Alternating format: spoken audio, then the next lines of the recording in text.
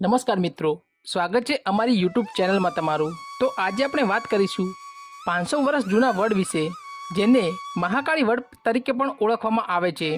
ગુજરાતમાં દર વર્ષે વિકાસના નામે લાખો વૃક્ષનું નિકંદન કરવામાં આવે છે, ત્યારે એવા વૃક્ષની વાત કરીએ જેની ડાળી તોડતા પણ લોકોમાં હિંમત થતી નથી। ગાંધીનગર જિલ્લાના દહેગામ તાલુકાના કંથારપુર ગામે 500 વર્ષ જૂનો વડ આવેલો છે।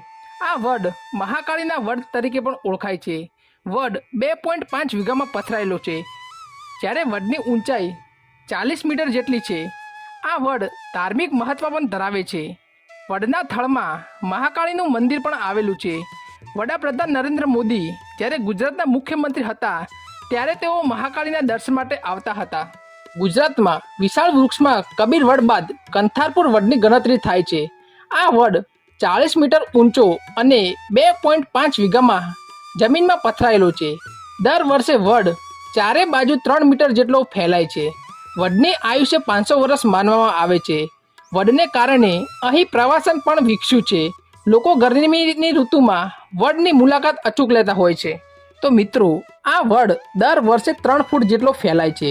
વડની આસપાસ ખેડૂતોની જમીન આવેલ છે, પણ ખેતરમાં ભલે ફેલાય પણ ખેડૂતો તેને કાપતા નથી।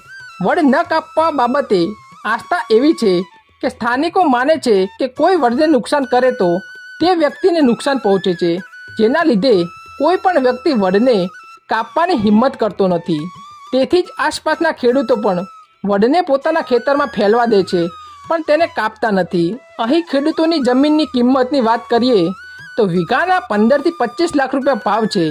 આમ છતાં ખેડૂતો ધાર્મિક આસ્થાને લીધે વડના કારણે લાખોની જમીન જતી કરે છે। તો મિત્રો, વડ માત્ર પ્રાકૃતિક અને ધાર્મિક મહત્વ ઉપરાંત વડને લીધે સ્થાનિકોને રોજગારી પણ મળી રહે છે।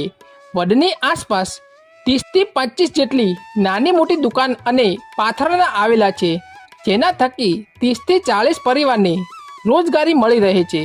ખાસ કરીને નાના બાળકો માટે રમકડા, પૂજાનો સામાન, ખાણીપીણી જેવા નાના વ્યવસાય કરી લોકો રોજગારી પ્રાપ્ત થાય છે।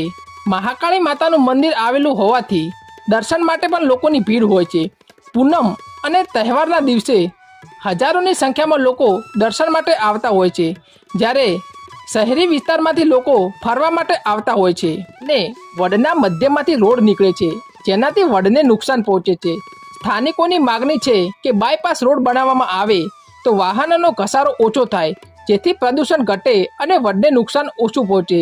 તો મિત્રો, તમે પણ મહાકાળી માને માનતા હોય અને તમને અમારો આ વિડીયો ગમ્યો હોય તો અમારી યુટ્યુબ ચેનલને સબસ્ક્રાઈબ કરો અને વિડીયોને વધુમાં વધુ શેર કરવાનું ના ભૂલશો।